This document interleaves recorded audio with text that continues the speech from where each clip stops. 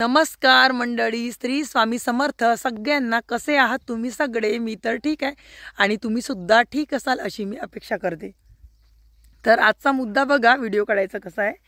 तर आपण परवा सोयाबीन पेरलं होतं, तुम्हाला आठवत असेल जुन्या व्हिडिओमध्ये सोयाबीन पेरलं होतं. तर बघा ते आता सोयाबीन असं फुलून आलंय. सोयाबीनचं बघा काय झालं. सगळ्यात पहिले तुम्हाला सोयाबीन दाखवते मी. हे बघा, हे सोयाबीन इथे जास्त म्हणजे हे असं छान वाढून आलाय. आणि हे बघा, हे बघा, हे सोयाबीन बघा. परत तुम्हाला मी दाखवते सोयाबीन, कारण काऊन असं झालंय त्याचं कारण तुम्हाला सांगते. हे बघा, हे सोयाबीन, याच्यात काय फरक दिसतंय सांगा बरं तुम्ही. बघा नुकसान बघा शेतकऱ्याचं, बघा काय फरक आहे याच्यामध्ये. तर याच्यामध्ये दिसला असेल तुम्हाला, ते फुलून आहे आणि हे बघा पूर्ण जळल्यासारखं झालं आहे. तर जळल्यासारखं झालं आहे त्याचं कारण सांगते मी. तर जळल्यासारखं का बरं झालं आहे तर आम्ही जवळजवळ 8 दिवसापूर्वी फवारणी केली होती, 8 ते 10 दिवसापूर्वी. तर कशाची फवारणी केली होती माहिती आहे का? तणनाशक मारलं होतं. तणनाशक यासाठी मारलं होतं की गेल्या वर्षीसारखा गोंधळ व्हावा नाही म्हणून. तुम्हाला गेल्या वर्षीच्या व्हिडिओमध्ये आहे, तुम्ही पाहून घ्या जाऊन. गेल्या वर्षी आम्ही निंदनही केलं नाही वेळेत आणि काय म्हणते तणनाशकही नाही मारलं. तर निंदन न करण्याचं कारण सांगते बघा तुम्हाला. निंदन न करण्याचं कारण बाया नव्हत्या मिळाल्या आणि पाऊस सारखा होता. जेव्हा तणनाशक मारतो म्हटलं तेव्हा पाऊस हा सारखा होता, तेव्हा काही मारणं नाही झालं. तर त्याच्यामुळे भरपूर असं सोयाबीन होतं लहान आणि तण होतं मोठं, त्याच्यामुळे काही मारणं झालं नाही. तर तेव्हा काही आम्ही मारलं नाही. तर मग आता काय झालं माहिती आहे का? आता विचार केला, गेल्या वर्षी तर आपण माती खाल्ली, म्हटलं यावर्षी तरी काहीतरी आपलं चांगलं करावं. पण नशीब साथ देत नाही बरं मंडळी. सांगतो तुम्हाला सरळ सरळ गोष्ट. माणसाचं नशीब हे एवढं फुटकं असते कधी कधी की काही विचारू नका आता तुम्ही. तर तणनाशक मारलं छान, 4-5 दिवस सारख्या फवारण्या केल्या, गुंडांनी पाणी नेऊन टाकलं. भरपूर आता मेहनत आहे, काही विचारू नका ते. तणनाशक मारलं, सगळं मारलं आणि तणनाशक मारल्यानंतर आमची फवारणी गेली मातीत. फवारणी गेली मातीत आमची. तर कशी मातीत गेली सांगतो तुम्हाला. तर तणनाशक मारल्यानंतर जवळजवळ 1 दिवसाच्या नंतर तरी किंवा 1.5 दिवसाच्या नंतर पाणी पाहिजे. तेव्हा आबाड एवढं गरजत होतं, पाणी सांगितलं होतं. तर आम्ही म्हणलं आता पाणी सांगितलं, पाणी 100% येते, फवारणी मारावी. फवारणी मारली आणि हा वरचा पाणी आहे ना मंडळी, आलाच नाही बिलकुल. तर आला नाही, तर पाणीच आला नाही. आम्ही 1 दिवस गेले, 2 दिवस गेले, 3 दिवस वाटच पाहत. आता पाणी काही आला नाही. आणि 4थ्या दिवशी पाणी आला. कुठं पाणी आलं माहिती आहे का? आम्ही जिथं राहतो तिथं. आता तिथं पाणी आला तर आम्ही काय म्हटलं, आता पाणी आला म्हटलं 4थ्या दिवशी, काही ना काहीतरी फरक पडते म्हटलं, कारण पडते थोडाफार फरक. तर पाणी आणलं, आता आला म्हटलं. आणि आम्ही मग आमच्या मुलांची तब्येती चांगल्या नव्हत्या, दवाखाने वगैरे होते, काय आम्ही 2 दिवस शेतात आलो नाही, 2-3 दिवस. आणि यांची तब्येत चांगली नव्हती. तर मग काय झालं माहिती आहे का मंडळी, जेव्हा 3 दिवसांनी आम्ही किशोरला फोन केला की पाणी झालं तर कसं आहे, सोयाबीन काय आहे, आपण पाहायला जाऊ म्हणलं, आज येतो आम्ही. तर आम्ही मग लगेचच वावरात आलो. तर आता हे कंडिशन दिसली आम्हाला. तण एकही एवढंसं तण मेलेलं नाही. तर सांगा मंडळी, 21,000 रुपये खर्च करून सुद्धा 0 बजेट. 21,000 विचार करा तुम्ही. 21,000 रुपये औषधीचा खर्च आला, पण सगळं मातीत गेलं. तर मातीत गेलं, पण आता मातीतही गेलं असन, काही असन, पण जे करायचं ते करावंच लागते मंडळी. 21,000 गेले म्हणून डोक्यावर हात ठेवून काही घरी बसल्यानं जमणार नाही तुम्हाला सांगतो. कारण आपल्याला जे करायचं ते करावं लागते. शेतकऱ्यावर हे पहिलं संकट नाही आहे किंवा पहिली अशी गोष्ट नुकसान नाही आहे. हे आमच्या 21,000 काहीच नाही आहे, याच्यापेक्षा मोठं नुकसान आमच्या शेतकऱ्याच्या वाटेला येते. आणि सहनसुद्धा करण्याची आमच्यामध्ये तशीच ताकद आहे. फक्त या सरकारने बोलण्याप्रमाणे जे बोललं ते करायला पाहिजे होतं. सरकारने जे बोलले ते केलं नाही, त्याचंच थोडं दुःख आहे आम्हाला. तर 21,000ची फवारणी आता हे आमची नष्ट झाली मंडळी. पहा तुम्हीच, एवढंसं तण मेलेलं नाही आहे. तुम्ही पहा, तुम्ही स्वतःच्या डोळ्याने. हे बघा, वाटत आहे का फवारणी? पहा तुम्हीच. आणि जुन्या व्हिडिओमध्ये तुम्हाला फवारणीसुद्धा मी दाखवली होती, पहा.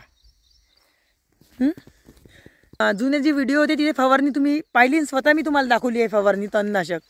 त्याच्याचसाठी मी प्रत्येक व्हिडिओ हे आवर्जून काढते का जीवनात घडलेल्या कोणत्याही गोष्टी आपण लपवून ठेवायच्या नाही. प्रत्येक जीवनात घडलेल्या गोष्टी, सुख राव दुःख राव काहीही राव, दाखवायचं म्हणजे दाखवायचं. असं ठरवलं आहे मी. तर आता असं घडलं. असो जे असो ते, जे नशिबात आहे ते तर होणारच आहे. तर पण दुःख याचंच वाटते मंडळी, ते फवारणी गेली त्याचं नाही वाटत दुःख याचं वाटते जास्त, की वेळचे कामं हे वेळेत झाले पाहिजे मेन म्हटलं तर. आता माहिती आहे का कसं झालं, आता थेंब आत्ताही पाणी सुरू आहे, आत्ता पाणी थेंब सुरूच आहे. मी पाण्यामध्येच थेंब म्हणजे जोराचा नाही आहे पण थेंब पाणी असा सुरू आहे. तर त्या पाण्यामध्येच पण भीती अशी वाटत आहे का आता डवरण सुरू आहे आपलं, कारण तण तर मेलं नाही आहे तर डवरण तर करावंच लागेल. तर बैलाचं डवरण सुरू आहे आपलं या वावरामध्ये, त्या तिकडल्या वाटणीमध्ये सुरू आहे. मी तुम्हाला दाखवते थांबा. हे बघा, पहा तिकडल्या वाटणीमध्ये डवरण तर सुरू आहे. भीती याची वाटते की आता डवरता पाणी नको यायला, कारण पाणी जर आला परत डवरण थांबते आमचं. तर डवरण बघा कशाला म्हणते तुम्हाला माहीत असेल, काही बांधवांना, काही नसेल माहीत, बाहेरचे जे शेतकरी, आमच्याकडले शेतकऱ्यांना माहिती आहे डवरण कशाला म्हणते. तर हे बघा, हा कचरा निघायसाठी असं खुरपासारखं खुरपलं जातं, त्याला डवरा असं म्हणते. तर डवरण सुरू आहे अशा प्रकारे. तर आता हे डवरण झालं पाहिजे एवढीच आता इच्छा आहे. हा पाणी थांबला पाहिजे डवरण होतपर्यंत. आणि शेतकऱ्याचं कसं असते माहिती आहे का, पाहिजे ना नाही पाहिजे, धान रोवाची आहे, धान रोवासाठी पाण्याची आवश्यकता आहे. धान रोवासाठी पाणी जर मागितला तर इथं जर पाणी आलं तर हे नुकसान होते, तिथं पाणी नाही आलं तर धानाचं नुकसान होते, कारण रोवणं व्हायचं आहे अजून. तर असं आहे, म्हणजे दोन्ही बाजूला शेतकऱ्याचं हे मरणच आहे, असं आहे मंडळी शेतकऱ्यांचं. म्हणून पण मेन म्हणलं तर कसं आहे माहिती आहे का, संकटाला शेतकरी कसाच घाबरत नाही. याच्यापेक्षा मोठे मोठे संकट असे आले ना तरी शेतकरी हा बिलकुल घाबरत नाही. फक्त एवढीच इच्छा आहे की योग्य भाव आमच्या मालाला मिळाला पाहिजे.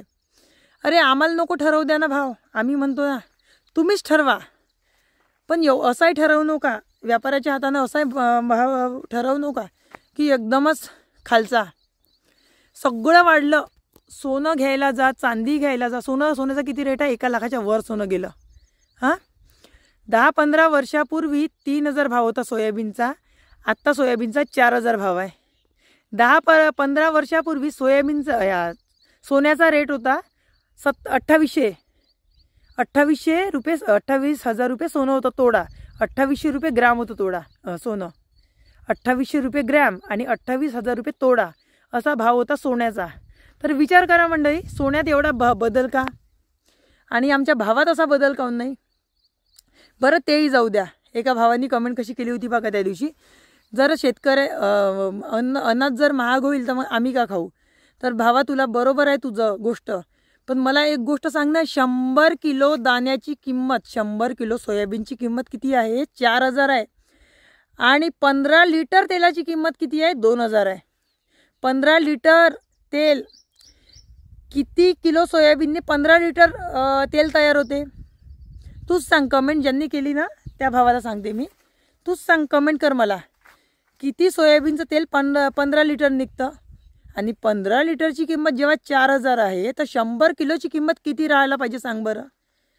आम्हाला भाव दिल्याने भाऊ तुझं काहीच होत नाही, तुमचा जर माल असा सस्ता होणं, फक्त आम्हाला भाव नाही मिळत, तुम्ही जो बाजार रेटला आहे तो बरोबर आहे, त्या हिशोबाने आमचा भाव खूप कमी आहे. बघा, चणा झालं, तुरी झालं, सगळं काही तुम्ही बाजारामध्ये तुरी घ्यायला जा, तुरीची डाळ घ्यायला जा, किती आहे बघा, प्रत्येक याच्यामध्ये आमचं नुकसानच आहे. म्हणून म्हणतो ना का शेतकऱ्यांचं काही खरं नाही. जोपर्यंत शेतकऱ्यांचा भाव ठरवायचा अधिकार येत नाही तोपर्यंत असंच चालणार. आणि बाकी राहिली गोष्ट जंगली जनावरे, अवकाळी पाऊस, ते तर डोक्यावर आलेलंच आहे. आता हे थोडं सोयाबीन मोठं होऊ द्या, हे सोयाबीन मोठं झाल्याबरोबर माहिती आहे का काय राहते, कोणतं टेन्शन आहे माहिती आहे, डुकराचं टेन्शन राहते. पराठी मोठी झाली, सोयाबीन मोठी झाली तर असं वाढून जर आलं ना पाण्याने, डुकरं लपून राहते, फवारण्या मारण्या मुश्किल होऊन जाते, किती आता सांगू शकत नाही, असं राहते त्या सोयाबीनमध्ये. आता तुम्हाला असं एकदम असं खुलेआम असं दिसत आहे क्लिअर, पण असं दिसत नाही. मग असं वाढून आलं ना, माणूस वाढून येते सोयाबीन, असं कान माणसाच्या, आणि त्याच्या आतमध्ये काही लपून राहते आणि तसंच धसून आपल्याला आतमध्ये फवारणी मारावं लागते. मग एवढे कठीण काळ हा शेतकऱ्याचा असतो. पण एवढं कठीणाईचा सामना करून सुद्धा शेतकरी हा समाधानी राहायचा प्रयत्न करतो. शेतकरी हा डोक्यावर हात ठेवून बसत नाही, आज नुकसान झालं म्हणून माझं नुकसान असं म्हणून तो कधीच म्हणणार नाही. एवढी धमक त्या शेतकऱ्यात असते मंडळी. तर असं आहे आमचं शेतकऱ्याचं जीवन. तर आता असो, 21,000ची फवारणी नुकसान झाली तर झालीच, काही होत नाही. त्या काड्याईवरच माझ्या पसरली, त्याच्यामुळे मी काहीच म्हणत नाही तेवढं. पण आता हा पाण्याने असं हे नाही केलं पाहिजे. वेळेत जर आला असता तर एवढं नुकसान झालं नसतं, एवढंच, बाकी काही नाही. तर कसा वाटला आजचा संपूर्ण व्हिडिओ, तर एक कमेंट नक्की करा आणि चॅनलला लाईक, शेअर, सबस्क्राईब करा आणि हाईपसुद्धा करा. एक नवीन ऑप्शन आहे मंडळी, कमेंटच्या बाजूला हाईप असं असते, तर हाईप करा. तुम्हाला व्हिडिओ जर माझे आवडत असेल तर हाईप करा, सपोर्ट करायचा असेल तर.